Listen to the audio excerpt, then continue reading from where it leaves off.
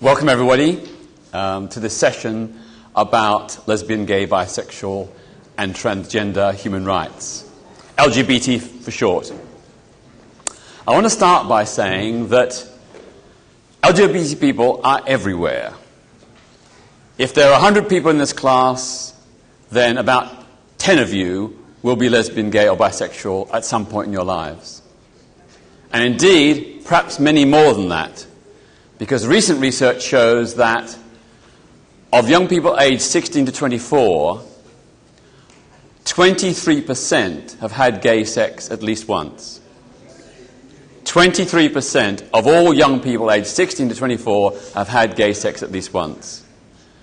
Another survey found that 49% of all young people in that same age range would not describe themselves as 100% heterosexual.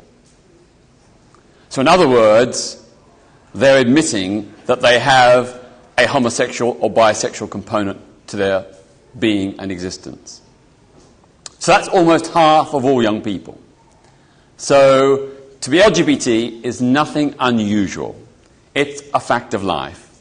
And increasingly, as homophobic attitudes decline, more and more young people feel comfortable with experimenting and exploring their sexuality and don't feel that it's necessary to assert being straight.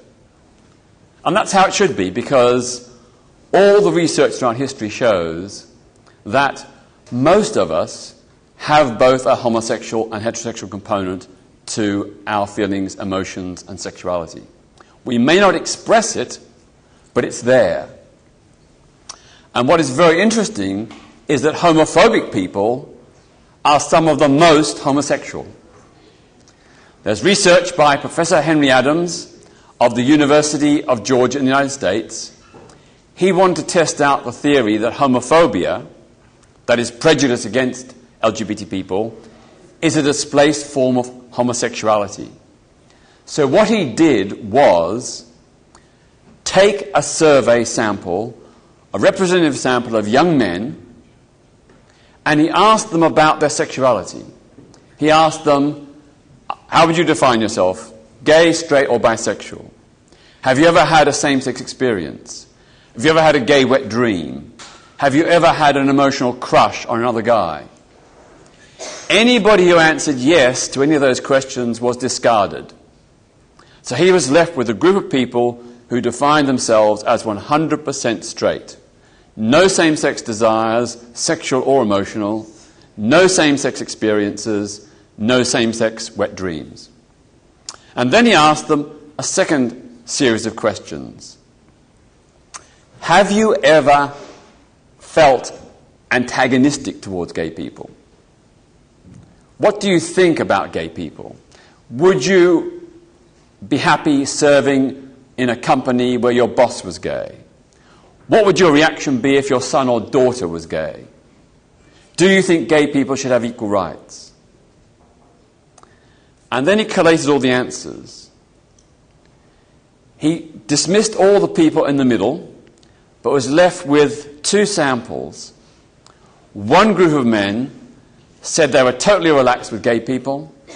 If their brother or sister came out as gay, they'd accept them and love them. They thought gay people should have equal rights. The other group were the exact opposite. They were overtly hostile. They said that gay people should be made criminal by the law and should be locked up. That if they had a gay son or daughter, they would disown them. Some even said they would kill them. Others said, no, gay people should not have equal rights. They should suffer discrimination because they disagree with homosexuality. And then what he did was take each individual man and invite him to a video suite at the university. And he wired them up to a plethysmograph. Does anybody know what a plethysmograph is? Plethysmograph? You might all have one at home. No? It's a small elasticated device linked to a computer which fits around the penis. And if a man gets an erection, obviously it expands. And the expansion is measured on the computer. So it tells very accurately how a man is reacting to sexual stimuli.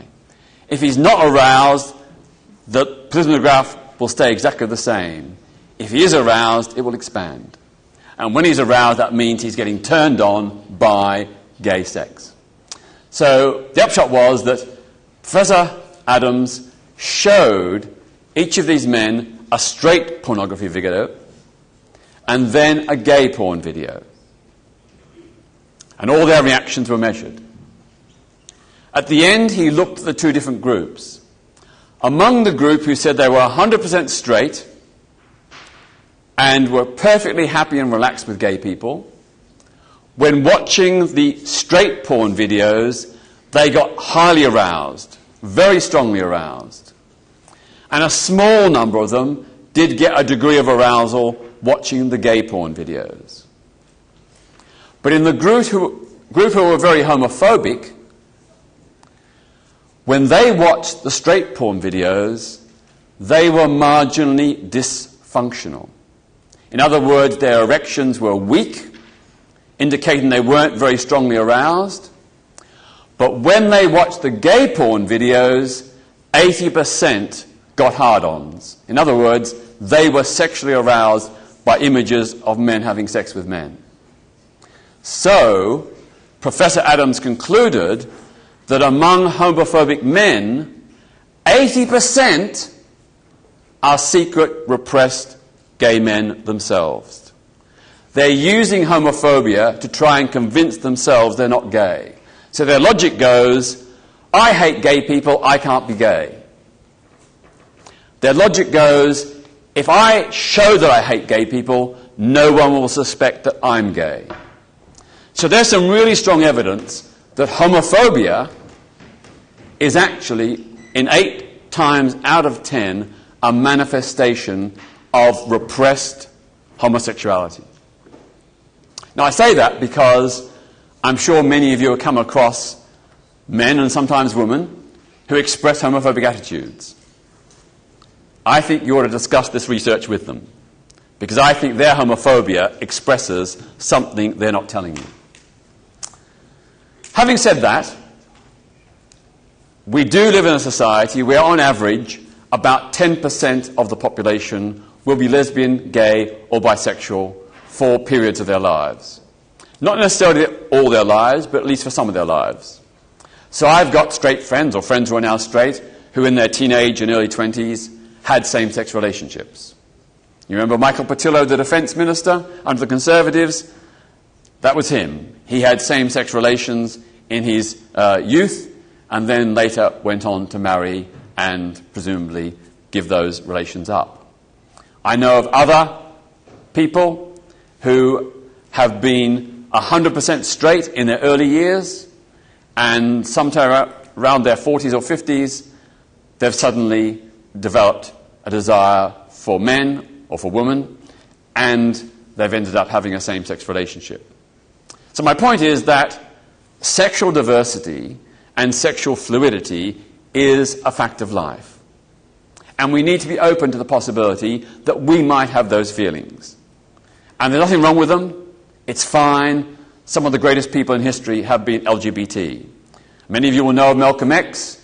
Did you know that for many years he was bisexual? He had sex with men in his teenage years until his early 20s.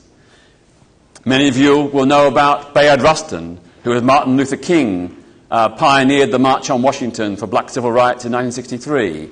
He was an openly gay man who Martin Luther King and his wife, Coretta Scott King, embraced and accepted as a gay man.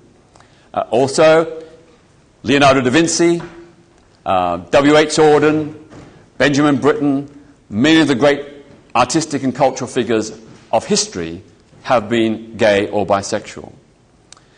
So, where are we now, and what needs to be done?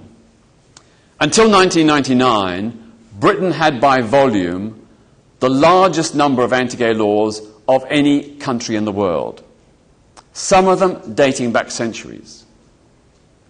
So there was a law against anal sex, which was passed in 1553 during the reign of King Henry VIII. It was only repealed in 2003. That's 14 years ago. There's a law against so-called gross indecency between men. In other words, any sexual contact between men other than anal sex, including mere touching and kissing. That law was passed in 1885 and was used to convict Oscar Wilde, the great Irish playwright, in 1895, and Alan Turing, the mathematical and computer genius, in 1952. That law was also only repealed in 2003. So until 1999, all these laws were on the statute books. And then they began slowly to be changed. So the age of consent was equalised at 16 for everyone in 2001. Prior to that, it had been 18 for gay and bisexual men to have sex and 16 for heterosexual men and women to have sex. So there was a 2-year gap.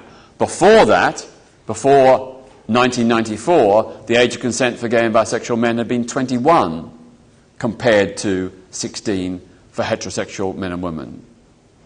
And up until 1967, the maximum penalty for homosexuality in this country was life imprisonment. Life imprisonment for a consenting adult same-sex relationship.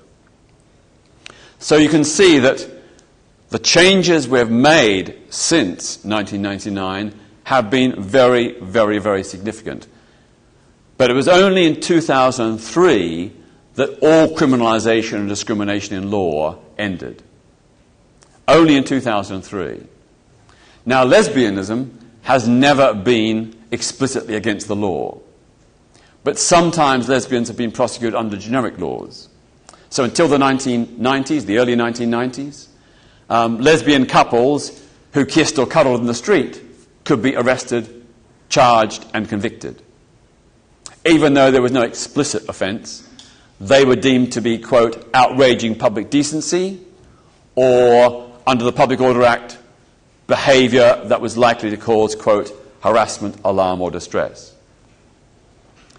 Since 1999, as well as ending criminalisation in 2003, we have also enacted laws to protect LGBT people against discrimination in the workplace, housing, education, and the provision of goods and services. Until 2007, 2008, it was by default lawful to sack a person from their job because they were gay, lesbian, bisexual, or transgender. It was lawful for a landlord to refuse to rent property to a gay person because of their homosexuality. It was lawful for pubs and bars and restaurants to refuse to serve gay people.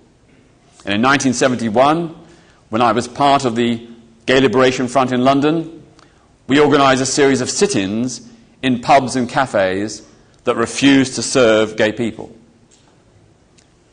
We modelled our tactics on the black civil rights movement.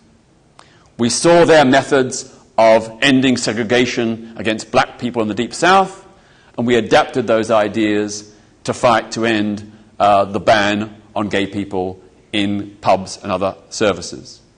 And we won. We won. We got arrested, but we won. We changed the law. We changed we didn't change the law. We changed the way the law was interpreted. We changed the way businesses dealt with LGBT people. Since 1999, we've also seen the end to the ban on same-sex couples fostering and adopting children. They can now do that on an equal basis with heterosexual men and women and families. We've also seen an end to the ban on LGBT people serving in the armed forces. We've seen the enactment of civil partnerships to give legal rights to same-sex couples, and then more recently, the enactment of same-sex marriage, so that gay people can now marry the person they love in a registered office, just like their straight friends and families. So there's been a huge, huge pace of change in a relatively short space of time. But there are still issues. So, for example, we do have same-sex marriage, but it's not truly equal marriage because there are now two marriage laws. If you're heterosexual, you marry under the 1949 Marriage Act, Whereas if you're same-sex, you marry under the Marriage Act 2013. Separate is not equal. Having two separate laws for gay and straight, that is not true equality. That's what apartheid was all about. In apartheid South Africa, they had separate laws for black and for white.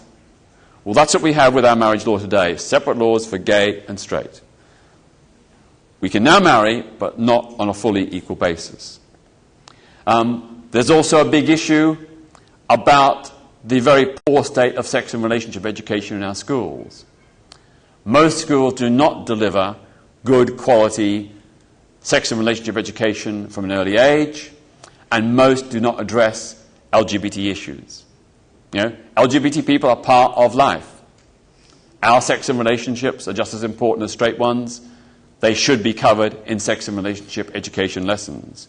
And MPs from the Education Committee in Parliament have recommended on a number of occasions that sex and relationship education should be mandatory in every school, and that it should also include LGBT issues. There's still a big problem with bullying in our schools.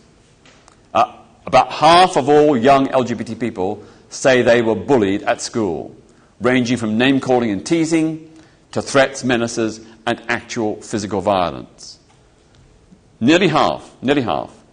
And at the same time, less than half of all schools explicitly address bullying of LGBT kids in school. There's some anecdotal evidence that the bullying is worse in faith schools, and that faith schools do the least to challenge it. So, to ensure the affirmation of LGBT kids and their safety in the school playground, we do need to do much more to challenge that bullying and harassment. And I think the way to go is to have equality and diversity lessons in every school, from primary level onwards, throughout a child's school life.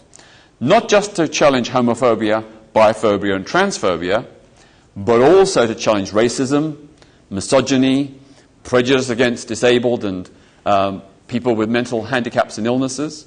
All those kinds of prejudices need to be challenged. There's also a big issue about hate crime.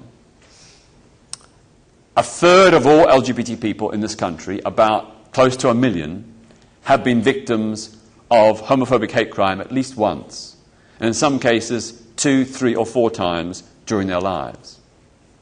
That's a blot on our conscience. And as you'll probably know, that in the wake of the Brexit vote, recorded homophobic hate crimes in England and Wales have gone up by 147%. A big explosion in the victimisation of LGBT people. We do need to challenge that to make this country safe. Some of you will remember the case of Ian Bainham, a 62-year-old gay man who was kicked to death by a gang in Trafalgar Square, the heart of London, just a few years ago. In the early 1990s, I remember the case of a young straight man who'd been out with his girlfriend for the night, right here in Clapham High Street, and he took her to Clapham Common Tube Station to say goodbye to her and put her on the train. They kissed goodbye, she went off on the tube, and he walked back home across Clapham Common. Sadly, a gang of homophobes thought that he was gay, and they attacked him. They kicked him to death. They kicked him so badly to death that he was decapitated, and his head was swollen the size of a large basketball. He was straight, but he was murdered because a gang thought he was gay. So homophobia kills, and sometimes it even kills straight people. So it's really important that we all challenge homophobia, biphobia and transphobia. Just as we would challenge racism, anti-Muslim prejudice, anti-Semitism, misogyny, and every other form of prejudice. Don't walk by and let it happen. It's our responsibility to stand up to the bullies and to say no. Because if we don't, one day they might come for you, and there'll be no one to stick up for you. The final point I want to make is that we also have a big responsibility as a country when it comes to the plight of LGBT asylum seekers and refugees. Many flee violently homophobic countries like Saudi Arabia, Iran, Nigeria, Pakistan, Uganda, and Bangladesh. They come here to seek a safe haven, a place of refuge. And often they are refused. In fact, the refusal rate for LGBT refugees is many times higher than for religious, political, or ethnic refugees. So there's a real bias in the system. And just in the last few days, the Home Office has told LGBT Afghanis that they should go back to their home country, and if they hide their sexuality, they'll be safe. This is in a country where gay and bisexual people can potentially be put to death. That is absolutely outrageous that our government is telling gay Afghanis that they can go back and hide their sexuality. No one should have to hide their sexuality, or their politics, or their religion, or anything else about them. The totem of a free society is that we can all be who we want to be. That's what freedom is about. The right to self-expression. The right that we accept the difference of others. That other people are different from us, and providing they don't harm anyone, that's fine. So the global situation is much more bleak. Globally, we have a situation where nearly 80 of the 193 countries in the world still criminalize same-sex relations. And half of them criminalize both male and female homosexuality. In those countries, the penalties range from a few years' imprisonment right up to life imprisonment and even execution in a handful of Muslim-majority countries like Saudi Arabia, Iran, Sudan, Yemen, Mauritania. But also in parts of Pakistan and Nigeria. Although the official law in Pakistan is life imprisonment, in some areas where there's Sharia law, gay people in parts of Pakistan, in the rural north, and also in rural northern Nigeria, can face being stoned to death. Now, this is not compatible either with Islam or with the human rights conventions that have been agreed by the nations of the world, including those nations that do this persecution.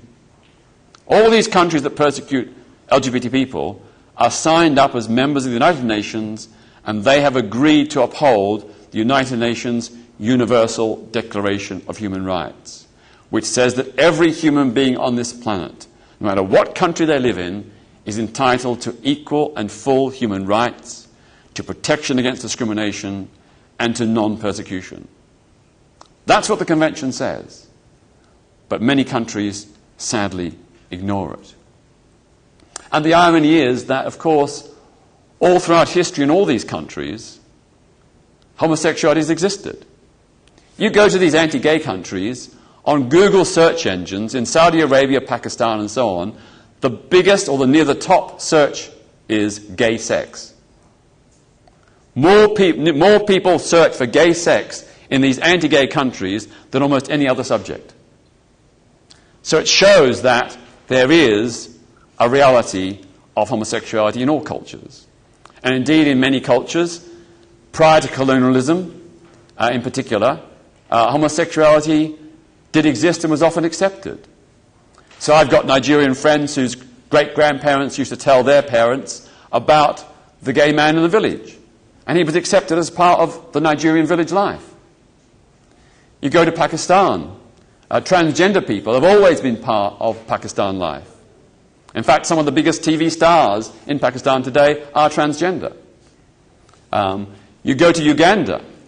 They've got this huge anti-gay witch hunt going on in Uganda, but the reality is that it's been recorded throughout history that homosexuality has existed in Uganda and been more or less accepted in many parts of Uganda for centuries. Many of the anti-gay laws that exist were actually imposed by Western powers and missionaries in the 19th century during colonialism.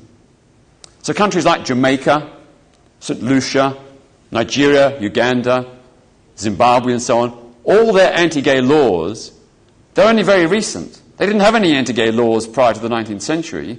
These laws were imposed by Britain as the occupying colonial power. And then the laws were backed up ideologically by Christian missionaries who told the indigenous African and Caribbean people, homosexuality is wrong, you must stop practicing homosexuality, it's against God's will, you're going to burn in hell. Now, of course, many Africans claim that homosexuality is un-African. What's un-African are anti-gay laws and homophobia. All throughout African society, you find examples of homosexuality existing going back decades and centuries. In many of the sub-Saharan African tribes, there was a tradition of boy brides. You know, teenage boys would marry warriors that are slightly older than themselves. In West Africa, there's a tradition of widowed women setting up house together and having sexual relations after their husbands had died. It's a fact of life. So we need to get away from the idea that homosexuality is somehow a Western thing. It's not. And in fact, non-Western countries have historically led the way in showing greater tolerance and acceptance than we often have in the West. So I think I'll finish there, and we're going up to questions, contributions, and criticisms. If you disagree with anything I've said, please feel free to speak. It's your call. Thank you.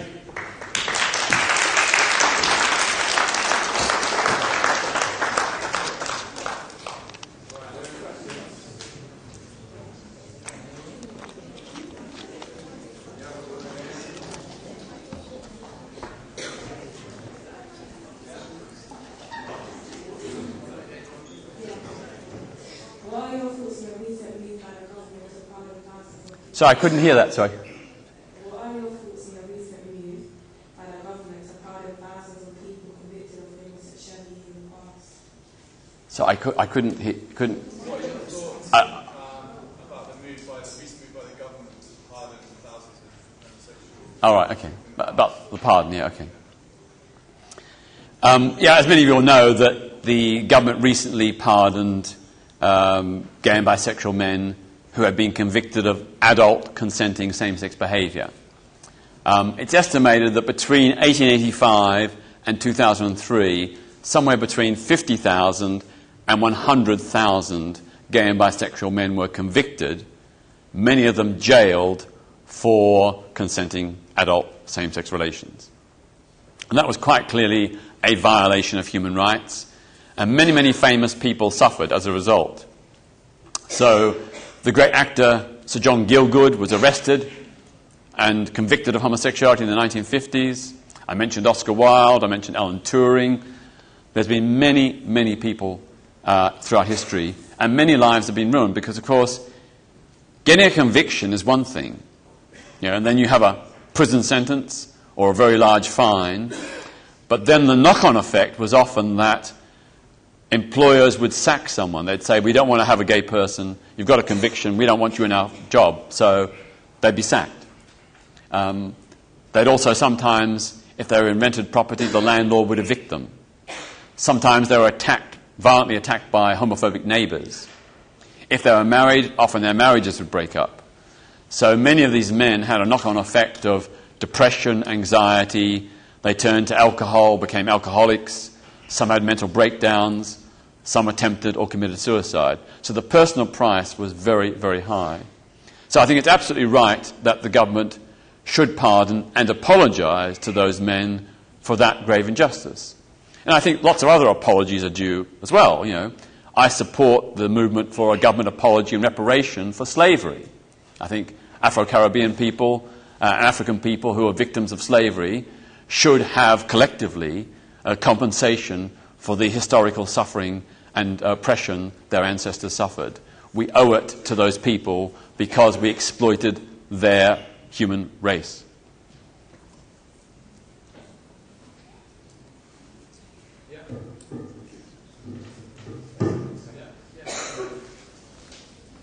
Hi, I grew up in Africa, and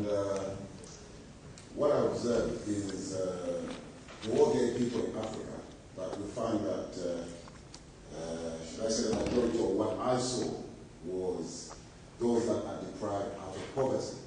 And I'll give an example of somebody that lived in the capital city, Lusaka, Zambia, where I come from. Mm-hmm. This gentleman was what you call the maid's son. So the master, right, who was Italian, approached him and he turned into gay. But how come those who are from like the Cheshire or the Hampstead of Africa, you don't find them to be gay?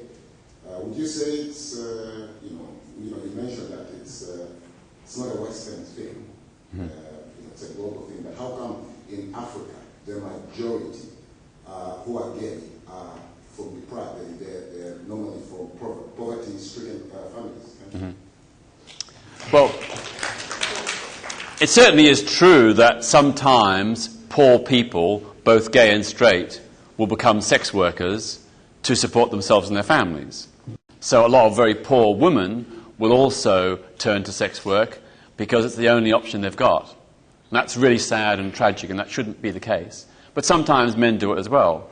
But in fact, you're wrong. I know many, many highly educated African and Afro-Caribbean people who are gay. Very wealthy people. They're not wealthy and gay, or gay because they're wealthy. It's just gay people exist in all classes and all stratums of society. There is some evidence that the more highly educated people are in any country, the more likely they will be gay or bisexual, because they tend to be better educated, more open-minded, less prejudiced, less ignorant, and therefore they're open to the possibility of a same-sex relationship. But in terms of the economic deprivation, the rich or well-off or well-educated or the middle-class gay people in Nigeria are not very visible, because they move in their own private circles. There are some select gay bars, and you have to be quite wealthy to pay the entrance fee and buy the drinks, so poor people can't go there. And a lot of people, like in Jamaica, a lot of gay people go to private parties, and you have to be in the know with a group to get invited. And those people are, all different classes. I mean, I know several who are I know one's a government minister, a top lawyer, a leading journalist, one of the main TV presenters in Jamaica. The whole cross-section of Jamaican society is represented there. Yeah. You want to come back? Well, two questions. I'll condense it into one. Would you say that the majority of gay people are from the Western world? Just like certain things are common, like in the world, the Asians, the common people that own corner shops. Mm-hmm. Now, with the gay life, would you say that the majority are from the Western culture? And secondly, the Catholic priests condemn gay culture. I'd like to hear your thoughts on that as well. Mm-hmm. Well, on the first point, the vast majority of LGBT people live in non-Western countries. Roughly in the world today, there's about 600 million LGBT people in the world. And the vast majority are in the majority countries of the global south: Asia, Africa, Latin America, and the Middle East. In every culture, roughly about 10% of the population is LGBT. And that applies in Africa or South America as much as the West and Asia. Of course, in some cultures, traditionally, homosexuality has been much more prevalent. So, for example, if you go to many Arab countries and parts of Pakistan, you will find a lot of men who define themselves as straight will have gay sex. So I was shocked when I went to Morocco many, many, many years ago. Almost every man approached me that I ever had contact with tried to have sex with me. I was very flattered, but it seemed so prevalent. It seemed so prevalent. And that is partly because those cultures have been more open to same-sex relations, and partly because in those cultures, sex before marriage with women is very strongly frowned upon. It's very taboo.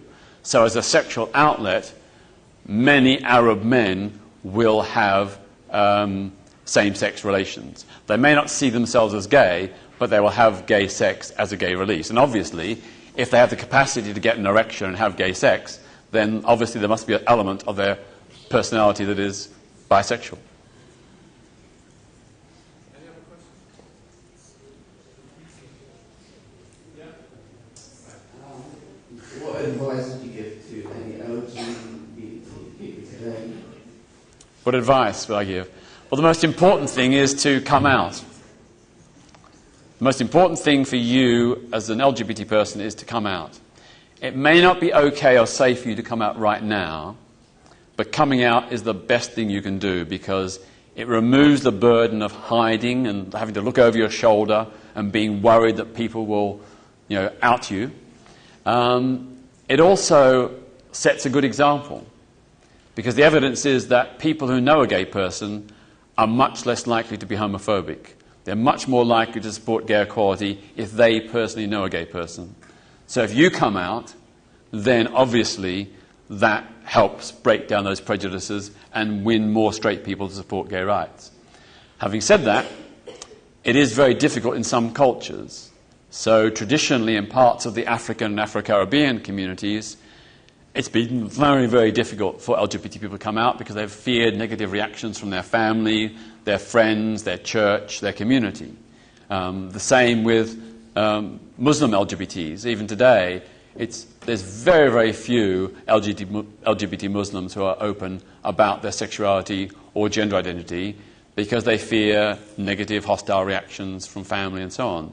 And I know of a number of young Muslim LGBT people who've been actually thrown out of home by their parents.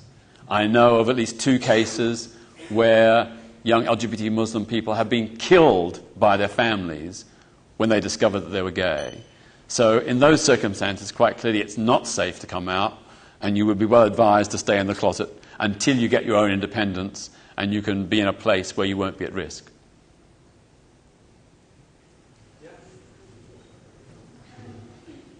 What do you think are the big challenges facing LGBT community in the next 10 years? The big challenges, well, of course, those unfinished sort of reforms and changes that I talked about, to stop hate crime and bullying, to get proper equal marriage laws, to ensure sex and relationship education in schools. Those are really, really, really important things, and they would make a big difference. There's a few others as well, like, at the moment there's still a blood ban on gay and bisexual men. In fact, no man who's ever had sex with a man in the preceding 12 months is allowed to donate blood on the prejudiced assumption that they will be at risk of HIV. Now, of course, some gay men are at risk of HIV, and they shouldn't give blood. But most gay and bisexual men practice safer sex. They're no more at risk of HIV than their heterosexual friends. So I don't think there should be a 12-month restriction. I think it should be much less. There should be probably some restriction, but not 12 months.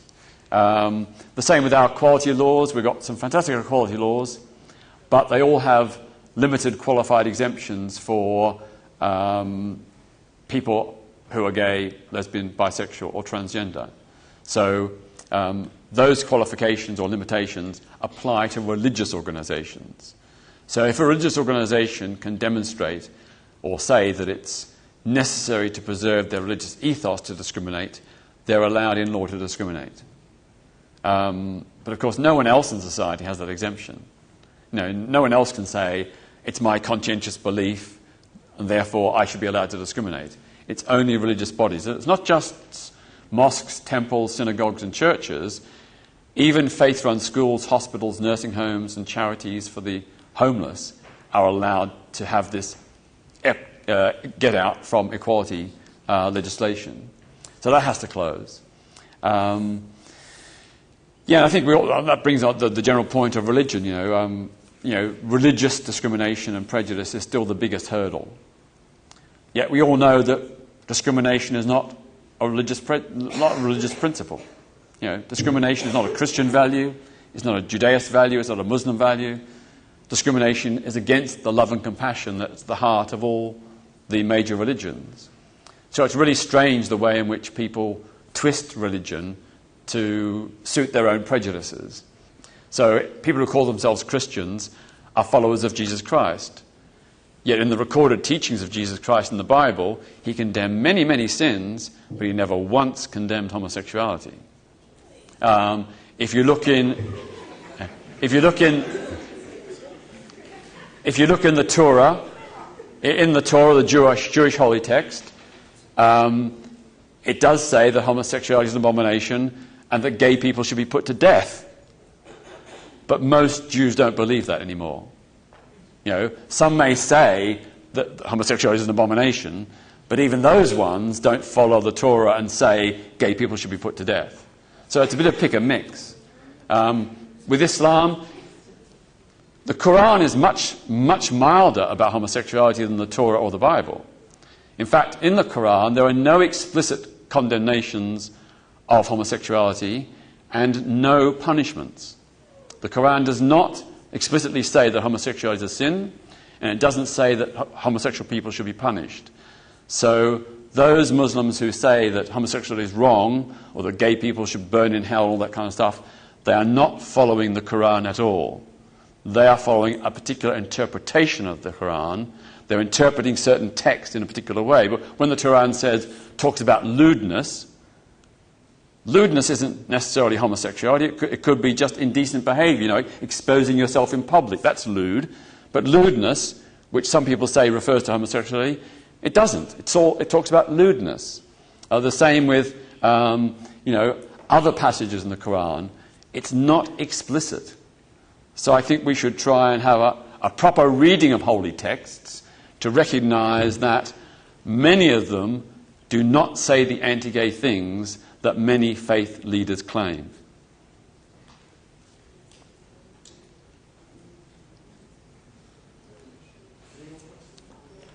Can I ask, can you have a show of hands, how many of you know an LGBT person?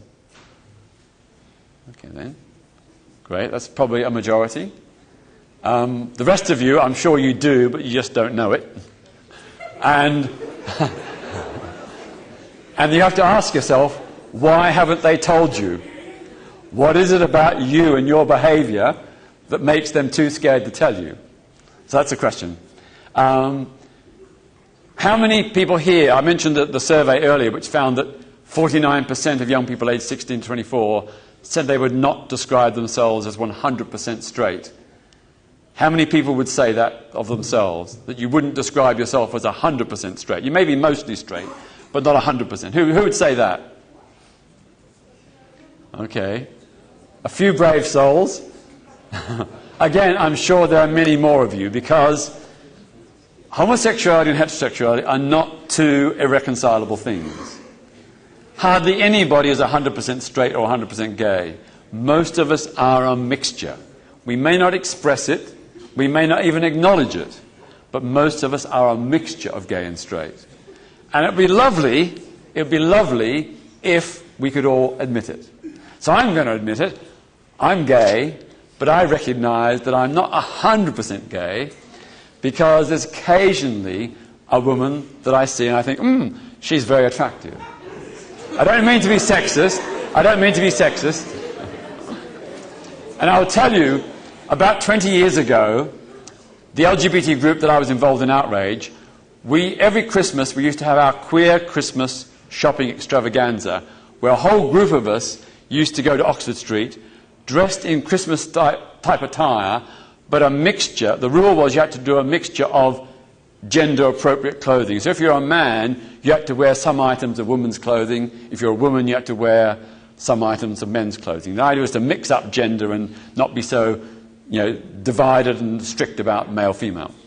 Anyway, we did this sort of what we call gender fuck in Oxford Street. That night I went to bed, and I had probably the best wet dream I've ever had. But it was with a woman. I can remember in this dream, shh, calm down.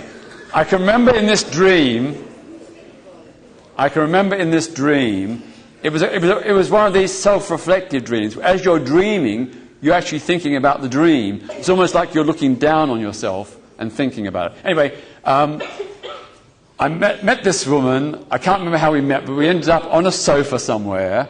She vaguely looked like Uma Thurman, if you know the film star Uma Thurman.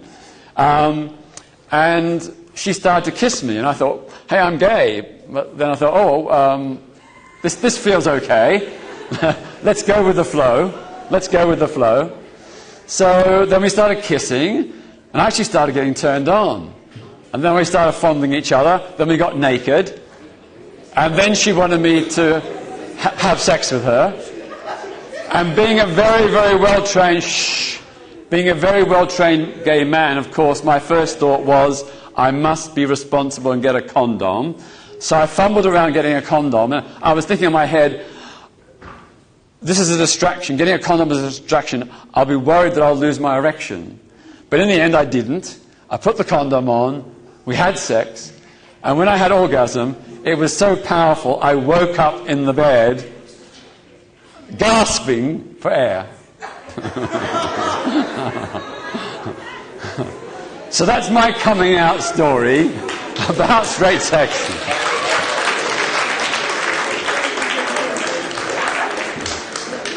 So we should all be in a situation where we feel comfortable with telling those kinds of stories. Anyway, any last questions? How homophobic do you think sport is, football in particular? I don't think we've done that. Homophobia in sport. Well, as you know, there's 5,000 professional footballers in Britain. Not one of them is openly gay. But on the basis of the statistical likelihood of 10%, about 500 are either probably gay or bisexual. So it's astonishing that none of them have come out. Of course, in other sports, people have come out, like Tom Daley in diving, like Gareth Thomas in rugby, and so on.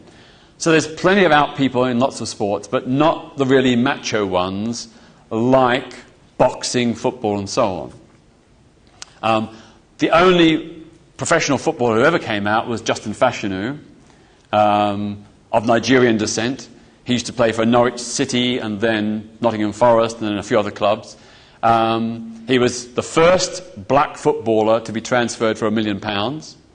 He scored some of the most spectacular goals in football. He came out, but sadly got a very, very negative, hostile reaction and ended up killing himself. Very, very sad story. In other sports, you know, a lot of athletes have found... That was way back in the 1990s. So a lot of athletes in other sports more recently have found a very positive response. So when Gareth Thomas, a top international rugby player, came out, he got nothing but praise and support from his teammates, his fans, and so on. So it is sort of time people came out. In boxing, I'm not going to out anyone, but one of Britain's greatest all-time boxers, black boxers, is, I am told, gay. He's no longer boxing, but he is one of the all-time great boxers, a world champion for many years. He is gay or bisexual. He doesn't feel safe to come out because of his African heritage. He fears the negative reaction, which is very sad. Mike Tyson. Now, I don't know that Mike Tyson is gay. That's true. But in 2002, I ambushed Mike Tyson because he'd been saying very homophobic things about other boxers. So I went to America and laid in wait outside his gym until he turned up on Sunday morning to do training. And as he got out of his SUV with all his bodyguards, I ran up to him and, with a couple of other friends, and told him to stop his homophobia. And Mike Tyson, this is the honest truth, he was really, really angry to start with. And he actually clenched his fist. I thought he was going to punch me. And then there were TV cameras there, so I think perhaps he thought better of it. But anyway, he was really, really angry. And he was saying, I'm not gay, I'm not gay. I'm sorry, no, I'm not gay. I'm not homophobic, He was really adamant that he wasn't homophobic. And he was really upset that we were accusing him of being homophobic. But I said to him, look, these are the things you said. You said some really nasty anti-gay things. And he said, well, I didn't mean it. It's boxers' banter. Perhaps I shouldn't have said it, but, it was just, it wasn't meant to be anti-gay. And so then I said to him, look, if you are anti-gay, will you say something positive? So he said, sure. And he turned around to the TV cameras and he said, I'm Mike Tyson. I oppose discrimination against gay people. So wasn't that great? Whatever his sexuality, whatever his background, Mike Tyson is on record as saying that he's against anti-LGBT discrimination. I just wish more sports people would do it.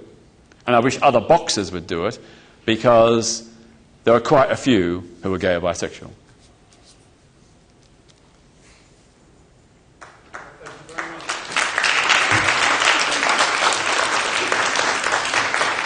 If any of you are interested, you can sign up to my website, petertatchellfoundation.org. The emails are free. We do human rights work, not just on LGBT issues, but we're supporting the democracy struggles in many countries around the world. Does anybody know about Somaliland? Anybody know about Somaliland? Not Somalia, Somaliland. It's a great African and Muslim success story. The civil war's over. They've got democracy and human rights, a free press, the right to protest. It's not perfect, but it's a great example of an African country that has turned around from civil war, chaos, and economic decline to be a really successful small country. It's in the Horn of Africa. That's one of the campaigns we do. We support the people in Somaliland as they try to build their new nation. We also do a lot of work supporting democracy in Uganda, not just on LGBT rights, but also the wider issue of democracy in Uganda and the way in which successive elections there have been rigged against the opposition. We also try and help and support human rights defenders in countries like Iran and Russia. So if you're interested, please take one of these flyers. There's a few over here, or just go to the website, petertatchellfoundation.org. You can sign up on the Join Us button. It's all free, and we'll send you regular bulletins. You can ignore the ones you don't like and are not interested in, and look at the other ones. Thank you.